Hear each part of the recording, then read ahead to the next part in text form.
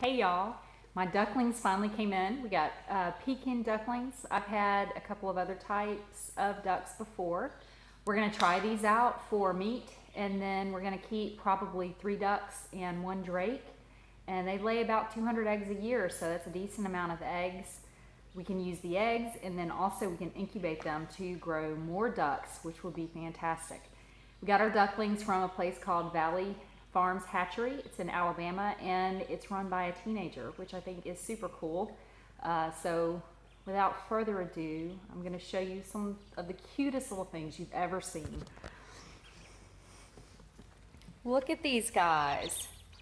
Look at these guys. They're so cute. Let's unplug the heat lamp here. Oh, look at these guys.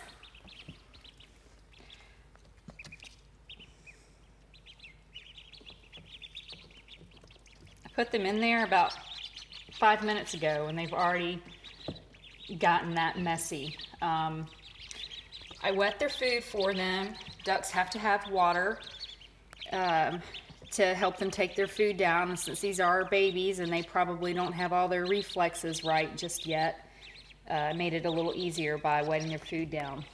I did have a couple of them that were trying to peck at the others and eat the paper.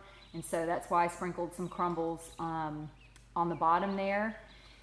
I noticed something. I originally put them in with shavings, and I noticed something that I had noticed last year when I was raising turkeys that alarmed me. So I took the shavings out and I just put the puppy pad in. I'm gonna keep puppy pads in there, or actually a cheaper alternative to a puppy pad, I'll let you in on a secret, is a bed pad that they sell for people that have incontinence issues. So if you go near the adult diaper section of Walmart, they have bed pads, and those I think are cheaper than puppy pads. They're better made and they're larger.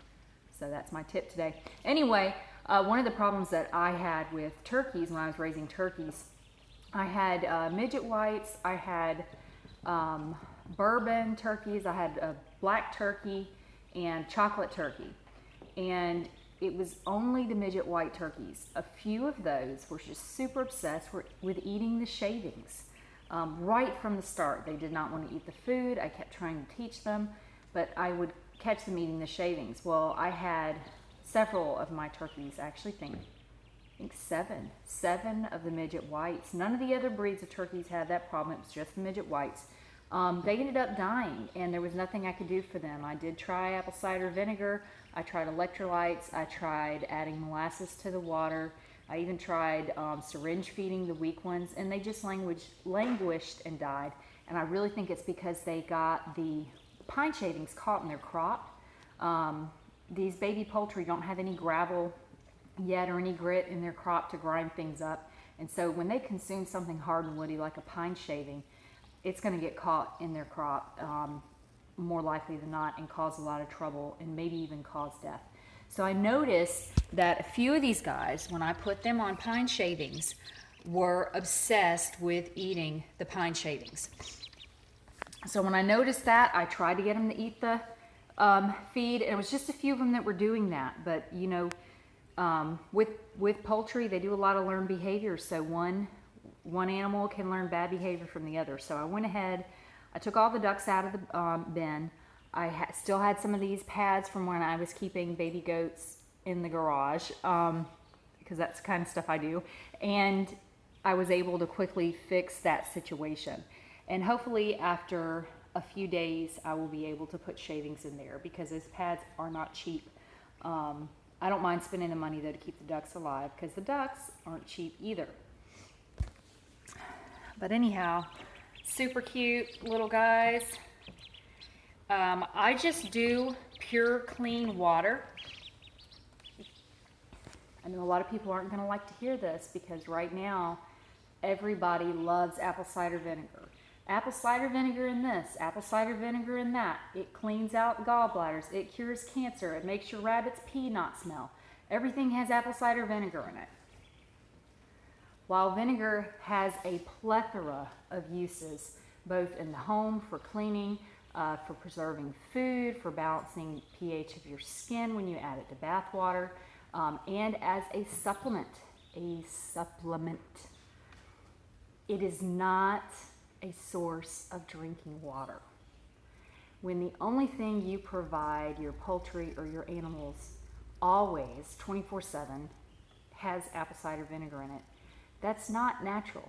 It's not natural for them to be drinking a slightly acidified form of water. You should always provide baby poultry with fresh, clean water. Well water if you can get it, if you have good quality well water, or distilled water, or spring water. Tap water is probably fine depending on the municipality that you live in. If you do want to use apple cider vinegar in the water, and a lot of people do, a lot of people swear by it, please provide a separate alternative source of fresh, clean drinking water at the same time.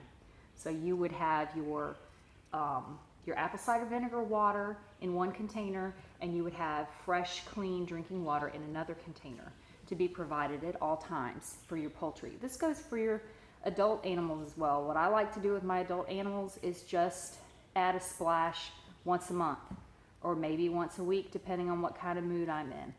It doesn't go in all their drinking water 24/7, 7 days a week, 365 days a year. That's not natural. I think it actually can end up harming some of their systems, drinking that acidified water. And there's probably a lot of people out there that don't agree with me. But apple cider vinegar, even if it has a mother, is a supplement. It should be treated like a supplement. It should be treated like a vitamin. It should not be added to all sources of drinking water. So that's my soapbox on apple cider vinegar. And I will close with another cute clip of these precious, adorable ducklings. After which point I will turn their heat lamp back on, because they definitely need a heat lamp. And they are going to go through this water so quick. Look how yucky that water is. Just after about 10 or 15 minutes, it's already that bad.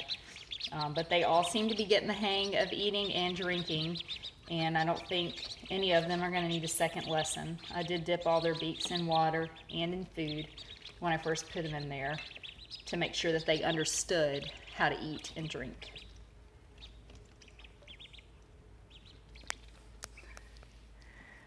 I guess I'll see y'all next time. Don't forget to have fun. Bye.